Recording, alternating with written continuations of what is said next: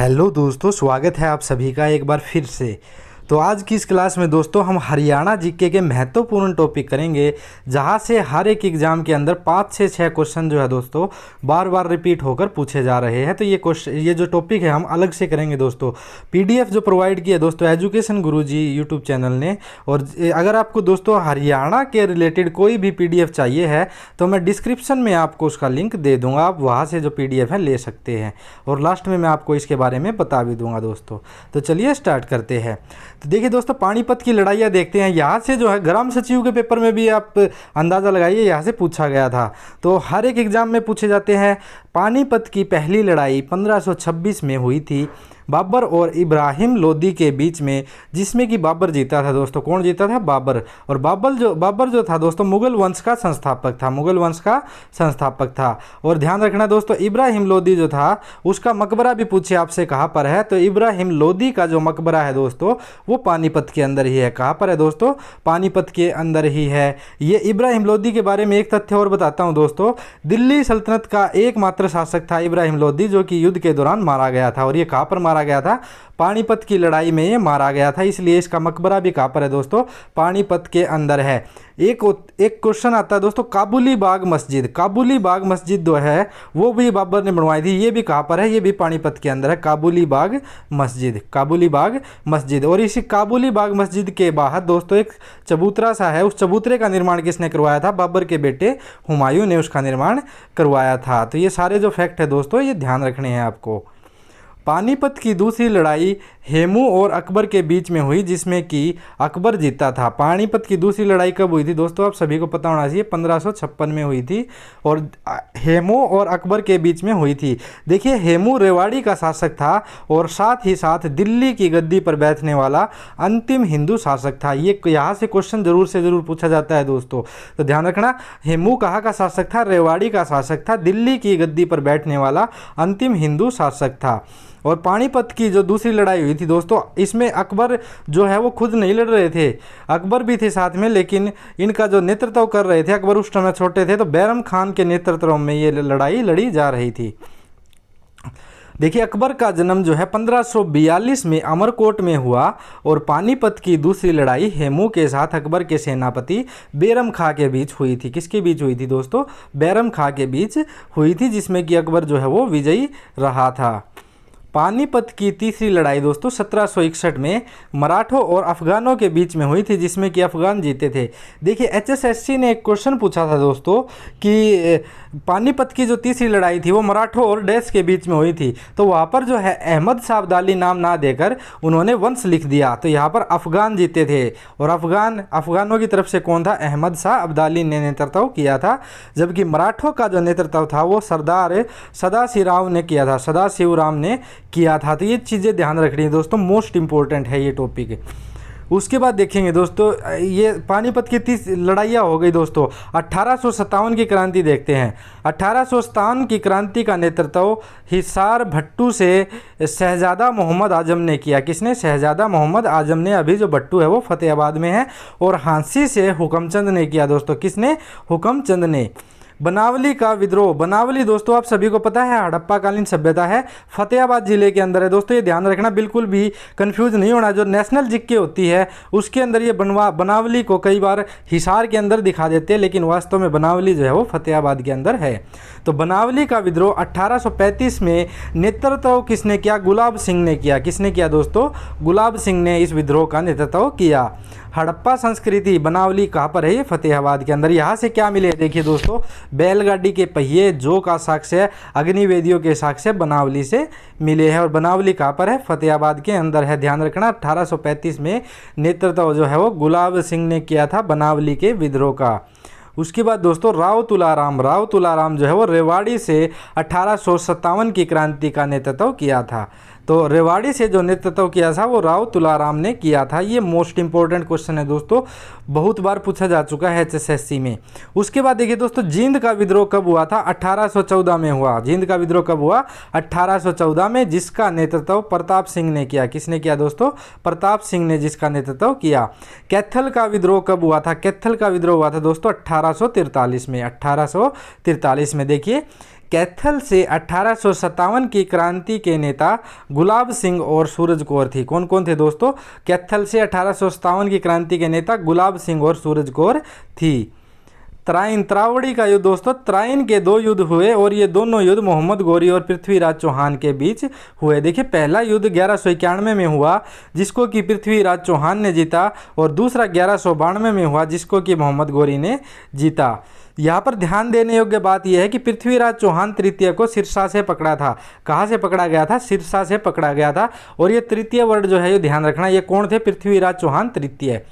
चंद्रबरदाई पृथ्वीराज चौहान का राजकवि था जिसने कि पृथ्वीराज रासो लिखी थी, और हरियाणा का आदि कवि चंद्रबरदाई है जिसका संबंध हिसार से है। चंद्रबरदाई का संबंध कहाँ से है दोस्तों? हिसार से है। आदि कवि की संज्ञा भी इन्हें दी गई है। मोहम्मद गौरी ने 1175 में भारत पर पहली बार आक्रमण किया था। कब किया था? 1175 में। चंदावर का युद्ध जो हुआ था दोस्तों 1194 में मोहम्मद गौरी और जयचंद के बीच में हुआ, जिसमें कि मोहम्मद गौरी जीता था। कौन जीता था? मोहम्मद गौरी जीता था। उसके बाद है दोस्तों रानिया विद्रोह, 1818 में हुआ नवाब जाबित खां के नेतृत्व में। कौन था? नवाब जाबित खां के नेतृत्व में रानिया का विद्रोह हुआ।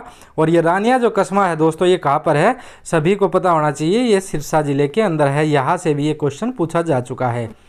1857 के विद्रोह का नेतृत्व जो है दोस्तों रानिया से किया नूर मोहम्मद खान ने। किसने? नूर मोहम्मद खान ने। और रानिया जो है दोस्तों वो सिरसा में है। हरियाणा में 1857 की क्रांति की शुरुआत 13 मई 1843 को अंबाला से हुई, और इसका नेतृत्व जो है वो मोहन सिंह ने किया। किसने किया दोस्तों? मोहन सिंह ने इसका नेतृत्व किया।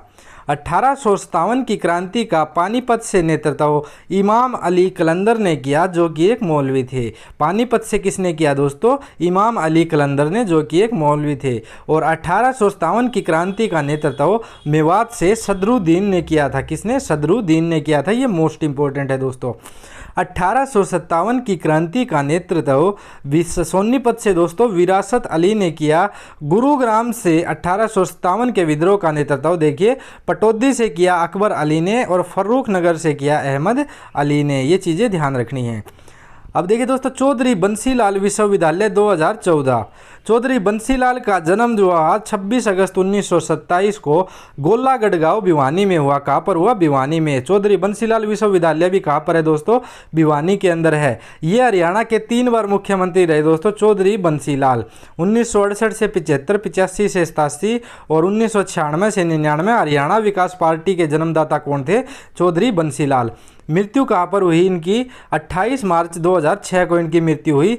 पढ़ाई देखिए दोस्तों इनकी Punjab university law college Jalandhar से इन्होंने पढ़ाई की।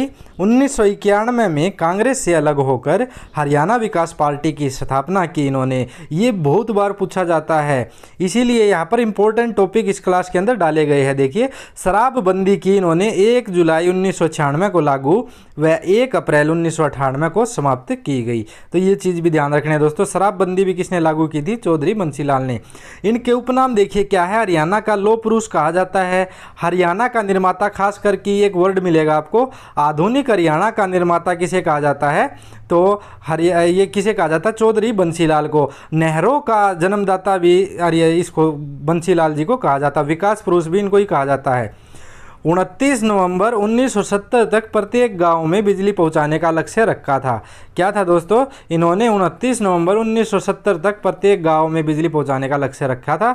और दोस्तों हरियाणा जो है वो भारत का पहला राज्य है जिसने कि 1970 तक प्रत्येक गांव के अंदर बिजली पहुंचा दी थी। देखिए कितनी बड़ी बात है। 1975 में दोस्तों ये रक्षा मंत्री बने चौधरी बंसीलाल।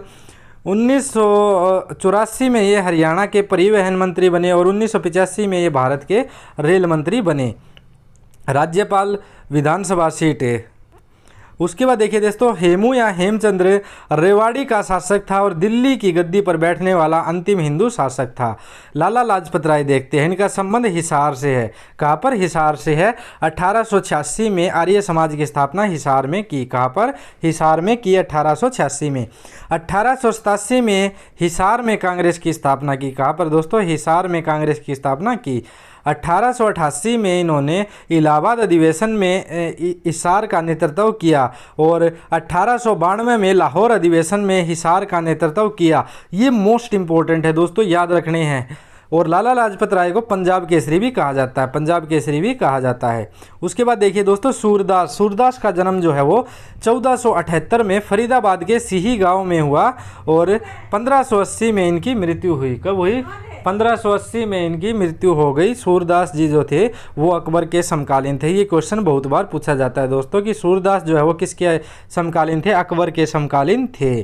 सूरदास कृष्ण काव्य धारा के कवि थे और इनकी भाषा जो है वो ब्रिज भाषा में है। इनकी जो काव्य धाराएं जो है वो ब्रिज भाषा के अंदर है, तो ये चीज़ भी आपको ध्यान रखनी है दोस्तों।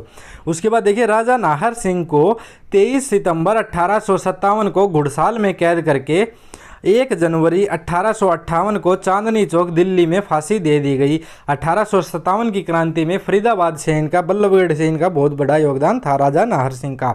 नाहर सिंह स्टेडियम भी दोस्तों फरीदाबाद के अंदर है और ख़ास बात यह है कि इस स्टेडियम को मयूर स्टेडियम भी कहा जाता है। हास्य कवि सुरेंद्र शर्मा का संबंध जो है वो महेंद्रगढ़ से है। कहाँ से है दोस्तों? महेंद्रगढ़ से है। उसके बाद देखिए बाबा रामदेव का जन्म 1965 में अली सैयदपुर में हुआ था, गांव में, जो कि महेंद्रगढ़ में है। कहाँ पर है? महेंद्रगढ़ में। रामदेव के गुरुदेव का नाम आचार्य बलदेव है। ये बहुत बार पूछा जा चुका है HSSC के अंदर। उसके बाद देखिए दोस्तों भगवत दयाल शर्मा, जन्म जो हुआ वो 26 जनवरी 1918 को बेरी गांव में हुआ और इनकी मृत्यु जो हुई वो 22 फरवरी 1993 को हुई और ये हरियाणा के प्रथम मुख्यमंत्री थे। तो इनके बारे में जो भी डाटा है वो आपको याद रखना है। चौधरी ओम प्रकाश चौटाला का जन्म जो है वो चौटाला गांव सिरसा में हुआ और ये 5 बार मुख्यमंत्री बने। सबसे कम समय 6 दिन तक मुख्यमंत्री बने। ये क्वेश्चन भी बहुत बार पूछा जाता है। ओम प्रकाश चौटाला के पिता का नाम चौधरी देवीलाल है।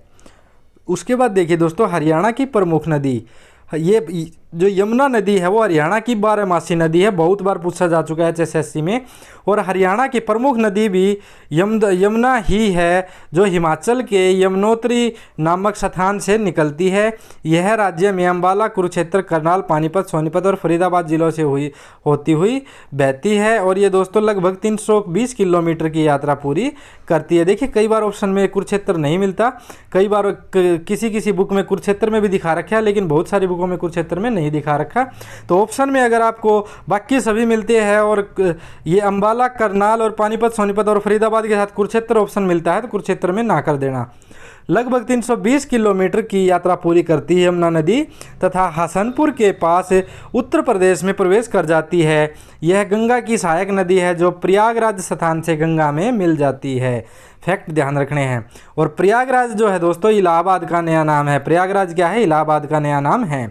उसके बाद देखिए घग्गर नदी, अनकाई दलदल, उद्गम स्थल क्या है? डागसाई, हिमाचल प्रदेश और यह राजस्थान के हनुमानगढ़ में जाती है।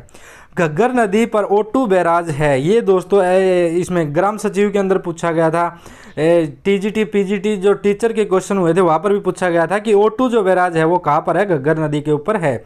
हरियाणा के ओटू वियर बांध से पहले घग्गर के नाम और उसके आगे हकरा नदी के नाम से जाना जाता था। बहुत बार पूछा गया दोस्तों कि घग्गर को पहले किस नाम से जाना जाता था? हकरा नदी के नाम से। कुछ विद्वानों के हिसाब से यह प्राचीन काल में बहने वाली महान सरस्वती नदी का ही बचा हुआ रूप है। क्या है दोस्तों? घग्गर नदी जो है वो सरस्वती नदी का ही बचा हुआ रूप है। यह हरियाणा के कालका से अम्बाला और पंजाब से गुजरती है और यहाँ से यह राजस्थान में दाखिल होती है। उसके बाद दोस्तों दोहन नदी जयपुर से निकलती है, राजस्थान में 29 किलोमीटर और फिर महेंद्रगढ़ जिले में प्रवेश करती है। और दोहन नदी जो है वो साहिबी नदी की सहायक नदी है। दोहन जो है वो साहिबी नदी की सहायक नदी है। आप 2021 जनवरी के अंदर जो पेपर हुआ था ना, ये टीचर के टेस्ट हुए थे, उसके अंदर एच के जो पेपर हुए थे दोस्तों ये क्वेश्चन पूछा गया था कि दोहन नदी जो है वो किसकी सहायक नदी है? साहिबी नदी की। कृष्णावती, यह नदी जयपुर की पहाड़ियों से निकलती है, वह हरियाणा में नारनौल से प्रवेश करती है। साहिबी नदी, यह नदी दक्षिण हरियाणा की प्रमुख नदी है। दक्षिण हरियाणा की प्रमुख नदी कौन सी होगी? साहिबी नदी। यह नदी भी जयपुर की पहाड़ियों से निकलकर रेवाड़ी में प्रवेश करती है, हरियाणा की तरफ। कहाँ पर? रेवाड़ी। सरस्वती नदी हिमाचल प्रदेश के सिरमौर की पहाड़ियों से निकलती है, पेहवा के पास, पेहवा कहाँ पर है? कुरुक्षेत्र में। इसमें मार्कंडे नदी के मिल जाने से आधुनिक सरस्वती का स्वरूप प्रदान होता है, जो आगे जाकर घग्गर नदी में मिल जाती है। सिरसा से आगे बटनेर के पास मरुस्थल में जाकर ये नदी जो है वो लुप्त हो जाती है। कहाँ पर? सिरसा के आगे बटनेर के पास ये लुप्त हो जाती है। मारकंडा नदी देखिए, इसका उद्गम स्थान नाहन के पास शिवालिक की पहाड़ियाँ है। यह घग्गर की सहायक नदी है। यह हरियाणा में अंबाला और शाहबाद मारकंडा में बहती है। मारकंडा का जो प्राचीन नाम है, ये पूछा गया था दोस्तों, मारकंडा का प्राचीन नाम क्या है? मारकंडा नदी का अरुणा नदी है। तो यहाँ पर हम क्वेश्चन जो वैसे क्वेश्चन कर रहे हैं दोस्तों, हर एक एग्जाम के अंदर जो बार बार रिपीट हो रही है, तो आपके हरियाणा पुलिस के एग्जाम के अंदर भी पूछे जाने की इनकी संभावनाएं हैं। भाखड़ा नहर जो है वो हरियाणा में टोहाना से प्रवेश करती है। मोस्ट इंपॉर्टेंट है दोस्तों, इसलिए टोहाना को नदियों का नगर भी कहते हैं। क्या कहा जाता है? नदियों का नगर भी कहा जाता है। और भाखड़ा नहर जो है वो सतलुज नदी से निकलती है। भाखड़ा नहर कहाँ से निकलती है दोस्तों? सतलुज नदी से निकलती है। ये फैक्ट भी आपको ध्यान रखने हैं। तो दोस्तों ये कुछ इंपॉर्टेंट पर्सन थे जो कि आपको पढ़कर जाने हैं। तो नोट्स के लिए दोस्तों आप फॉलो कर सकते हैं। देखिए व्हाट्सअप नंबर आपके पास दिया हुआ है 80 590 81 508। हरियाणा से संबंधित कोई भी पीडीएफ चाहिए आपको, तो इस नंबर के ऊपर आप व्हाट्सअप कर सकते हैं दोस्तों, आपको पीडीएफ दे दी जाएगी। और सर्च कर सकते हैं दोस्तों आप यूट्यूब पर एजुकेशन गुरुजी। तो नंबर देख लिया दोस्तों आपने 80 590 81 508। और इसके साथ ही दोस्तों वीडियो के डिस्क्रिप्शन में मैं आपको लिंक भी दे दूंगा। अगर आप चैनल पर नए हैं दोस्तों तो चैनल को सब्सक्राइब करना ना भूले, क्योंकि अभी मेरी जो है वो बहुत अच्छी वीडियो आ रही है। मैं आपके लिए हरियाणा का बजट लेकर आ रहा हूं, और कंप्लीट इंडिया जीके की जो हमारी सीरीज चल रही है उसकी नेक्स्ट वीडियो मैं बहुत जल्द कल तक ही लेकर आ रहा हूं आप सभी के लिए। तो चैनल को सब्सक्राइब जरूर कर ले दोस्तों, वीडियो को लाइक कर दे। चलिए मिलते हैं आपसे नेक्स्ट क्लास में।